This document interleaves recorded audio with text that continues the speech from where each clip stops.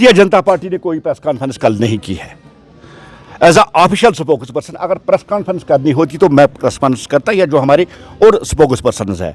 और जो कल कुछ लोगों ने भारतीय जनता पार्टी का बैनर इस्तेमाल करते भारतीय जनता पार्टी के यहाँ बैनर के नीचे प्रेस कॉन्फ्रेंस दी, और जो कुछ उन्होंने कहा है वो उनकी ज़ाती राय हो सकती है, पार्टी का साथ उसके साथ कुछ लेना लेना है।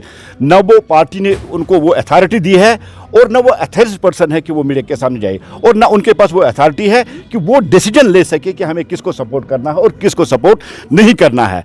ये जनाब जो हमारे स्टेट प्रेसिडेंट और स्टेट चीफ रविंद्र रैना जी है उनके डोमेन में आता है, और जो हमारे जनरल सेक्रेटरी और कश्मीर अमूरात की जो इंचार्ज है सुनील शर्मा जी, अगर उन्होंने कुछ ऐसा डिसीजन लिया होता तो हमारी जो म्यूनिसिपलिटी में हमारी चीफ वेप है आरिफ राजा साहब, जो सैनिटेशन और हेल्थ के चेयरमैन भी है, तो उनके ज़रिए शायद पार्टी इसको कराती।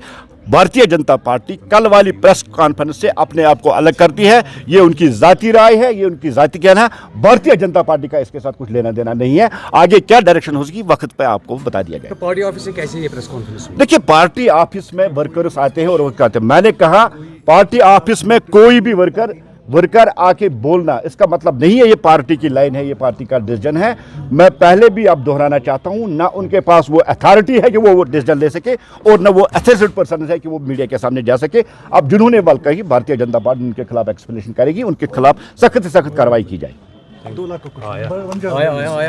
देर गए जब उन्होंने प्रेस कॉन्फ्रेंस की है तो लगभग मुझे लगता है कि सारे लीडर यहाँ से जा चुके थे, और कल जब हमारी नोटिस में आया तो भारतीय जनता पार्टी को बिना पूछे, और भारतीय जनता पार्टी की जो पॉलिसी थी अभी कोई डिसीजन ही नहीं लिया था हमारे स्टेट चीफ ने कि किसको सपोर्ट करना है, किसको नहीं करना चाहिए, नहीं करना चाहिए।